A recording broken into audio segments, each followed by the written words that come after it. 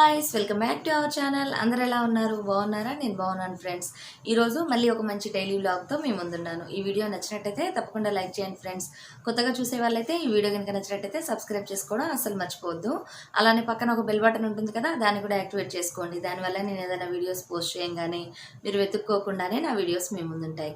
మరి చూసేద్దామా వ్లాగ్ని? ఈరోజు నేను పల్లి టమాటా చట్నీని మీతో షేర్ చేస్తున్నాను ఫ్రెండ్స్. ఈ చట్నీ తప్పకుండా ట్రై చేయండి, చాలా చాలా బాగుంది. ఇక్కడ నేను కొన్ని పచ్చిమిరపకాయలని నూనెలో వేయించుకున్నాను. అలానే ఇక్కడ కొంచెం కొత్తిమీర పుదీనాను కూడా నూనెలో విడివిడిగా వేయించుకుంటున్నాను. అలానే ఇక్కడ మీడియం సైజు టమాటాలు 2 తీసుకున్నానండి. ఎందుకంటే మనం పల్లీలు తీసుకునే క్వాంటిటీని బట్టి టమాటాలని కూడా తీసుకోవాలి. ఇవి మీడియం సైజులో ఉన్నాయన్నమాట, అంటే కొంచెం పెద్దగానే ఉన్నాయి. మీరు కొంచెం ఎక్కువ కావాలంటే ఇంకొక టమాటాను కూడా యాడ్ చేసుకోవచ్చు. ఈ టమాటాలు కూడా కొంచెం నూనె వేసుకొని ఈ విధంగా మగ్గించుకోవాలి. ఇవి చాలా మెత్తగా అవ్వాలి.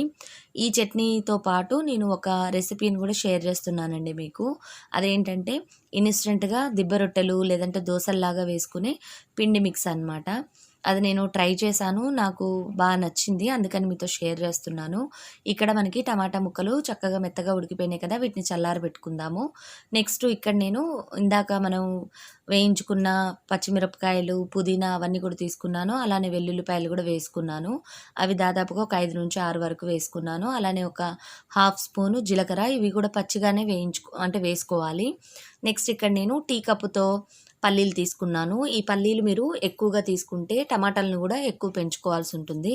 మీరు పొట్టుతోనైనా వేసుకోవచ్చు, లేదంటే మామూలుగా పొట్టు తీసైనా వేసుకోవచ్చు.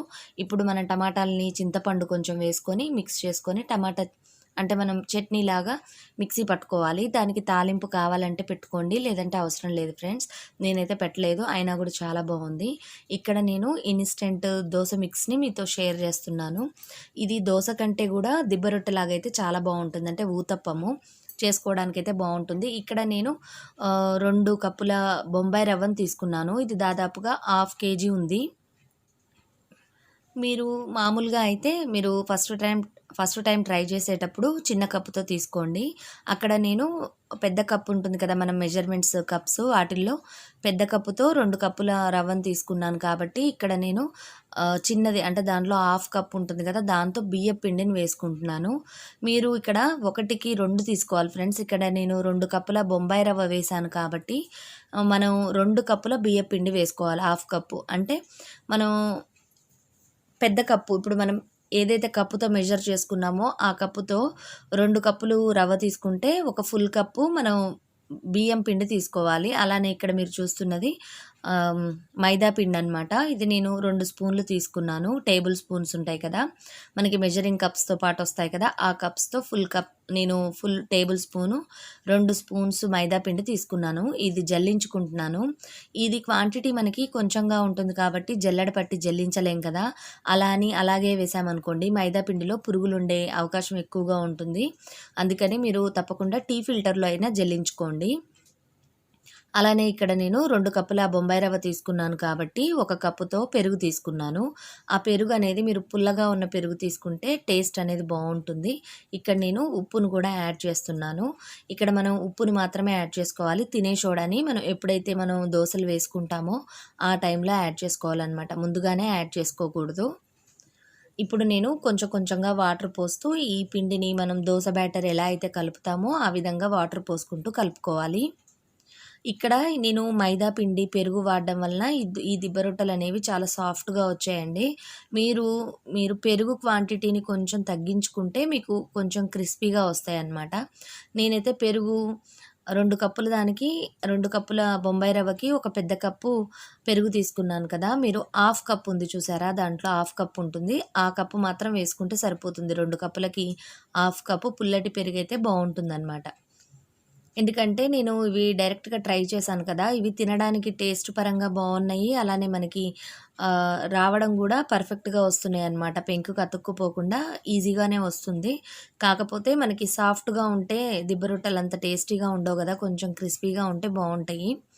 అందుకని మీరు కొంచెం పెరుగుని క్వాంటిటీ తగ్గించుకోండి. బియ్యం పిండిని కూడా మీరు 2 కప్పుల దానికి 1 కప్పు తీసుకోవాలన్నమాట, అంటే ఫుల్ కప్పు. చూసారు కదా, ఇక్కడ నేను బాగా మిక్స్ చేశాను. ఇది మనం ఒక 1 అవర్ అన్నా కనీసం నానితే బావుంటుంది. ఎందుకంటే మనకి పెరుగు కూడా ఇంకా కొంచెం పులిసినట్టయ్యి మనకి దిబ్బ రొట్టెలనేవి బావుంటాయన్నమాట. ఇక్కడ నేను మూత పెట్టేసి ఒక కనీసం హాఫ్ అన్ అవర్ అన్నా ఉంచాలి పక్కన. ఈ లోపుగా మనం చట్నీ చేసుకుంటే సరిపోతుందన్నమాట. దీన్ని మనం పక్కన పెట్టుకున్న తర్వాత ఒక హాఫ్ అన్ అవర్ నుంచి 1 అవర్ మధ్యలో మీరు ఏ టైంలోనైనా చేసుకోవచ్చు. 1 అవర్ తర్వాత అయితే ఇంకా బావుంటది. నెక్స్ట్ ఇక్కడ చూసారా మనం ఇందాక పిండి కొంచెం పలచగా కనిపించింది. ఒక గంట తర్వాత ఇది బొంబాయి రవ్వ కాబట్టి తడంతా పీల్చేసుకొని గట్టిగా పడిపోతుంది.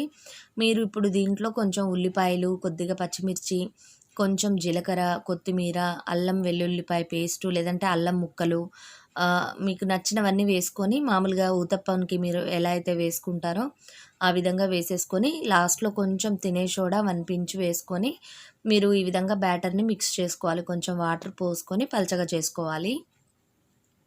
ఎందుకంటే మనం దోసలు వేసేటప్పుడు మనకి ఈజీగా రావాలి కదా! అంటే రౌండ్‌గా రావాలి కాబట్టి మనం ఈ పిండిని కొంచెం పలచగా కలుపుకోవాలి. మరీ పలచగా కలిపితే అది ఉడికిన తర్వాత మనకి విరిగిపోతాయన్నమాట. అందుకని మనం కొంచెం పిండిని దోస పిండి కంటే కూడా కొంచెం గట్టిగానే ఉంచుకోవాలి.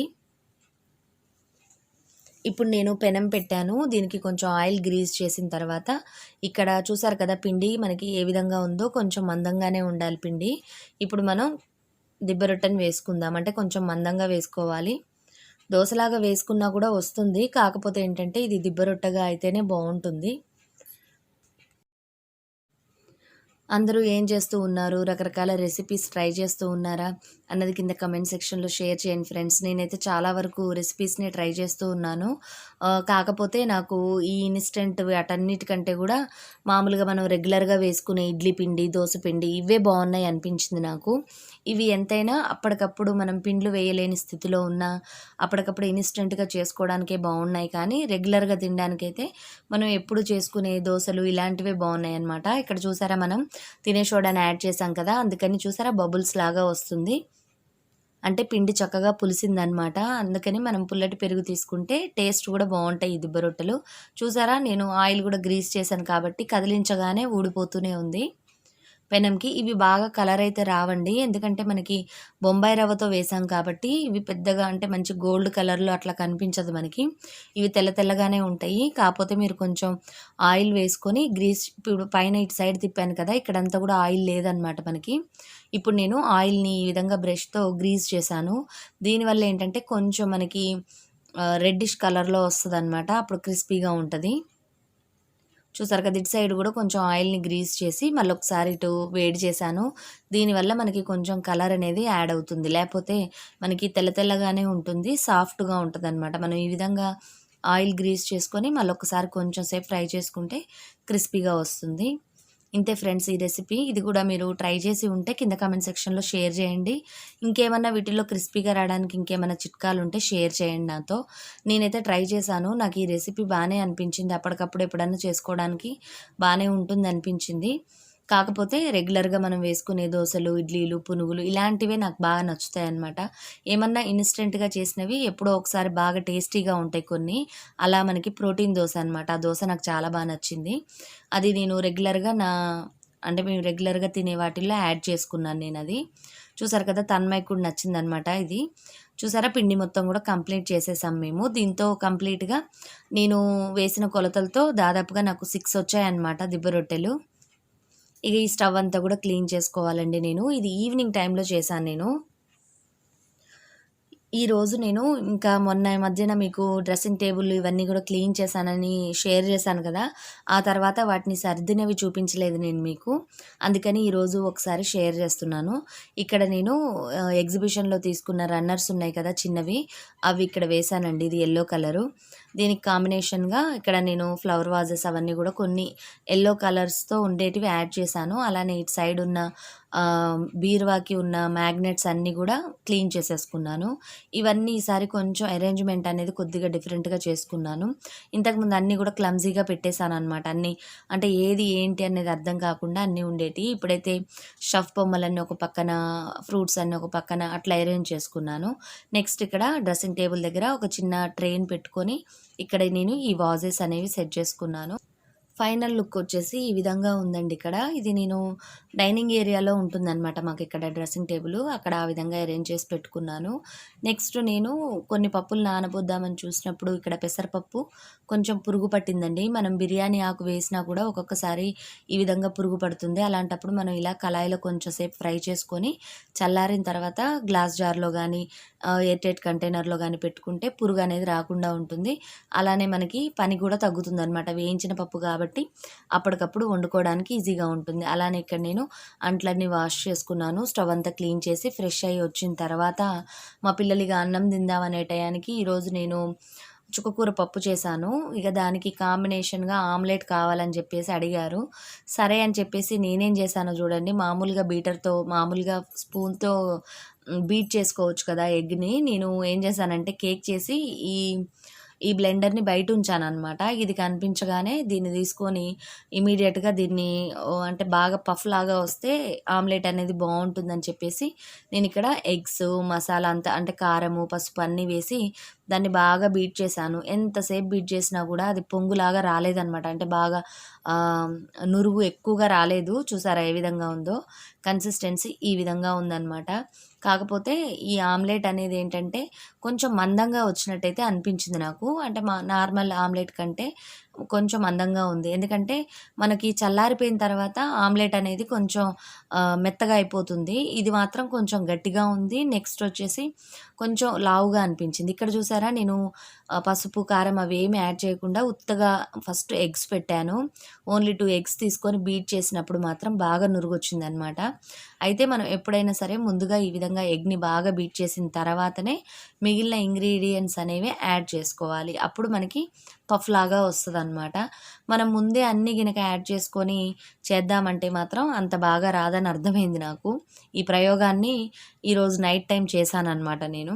నెక్స్ట్ ఇక్కడ ఆమ్లెట్ చూసారా కొంచెం మందంగా అది మనం మూత పెడితే ఇంకా పొంగుతుంది. కాకపోతే ఏంటంటే చల్లారిపోయిన తర్వాత అది ఉబ్బిందంతా కూడా లోపలికెళ్ళిపోతుంది.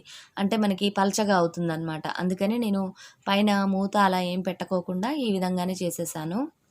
చూసారు కదా! ఈరోజు నేను చుక్కకూర మల్టీగ్రెయిన్ పప్పనమాట. అంటే 4, 5 రకాల పప్పులు కలిపి వండాననమాట. అది చాలా చాలా బావుందండి. ఈ రెసిపీని కూడా తర్వాత మీతో షేర్ చేస్తాను. అంటే కొన్ని మనకి మినపప్పు అలాంటివి వేసుకోం గదా పప్పులో. చాలామంది పొట్టుతో ఉన్న పప్పును కూడా వేస్తూ ఉంటారు. నేనైతే అది వేయలేదు. ఏమేం వేశానో ఏంటో అన్నది నెక్స్ట్ వీడియోలో షేర్ చేస్తాను. తప్పకుండా ట్రై చేయండి ఫ్రెండ్స్. ఈ పప్పు చాలా బావుంది. ఈరోజు డిన్నర్ వచ్చేసి మేము ఆమ్లెట్, పప్పుతో తినేసాము. ఇదంతా అయిపోయినాక చూసారా నేను ఇల్లు డైలీ క్లీన్ చేస్తానే ఉంటాను.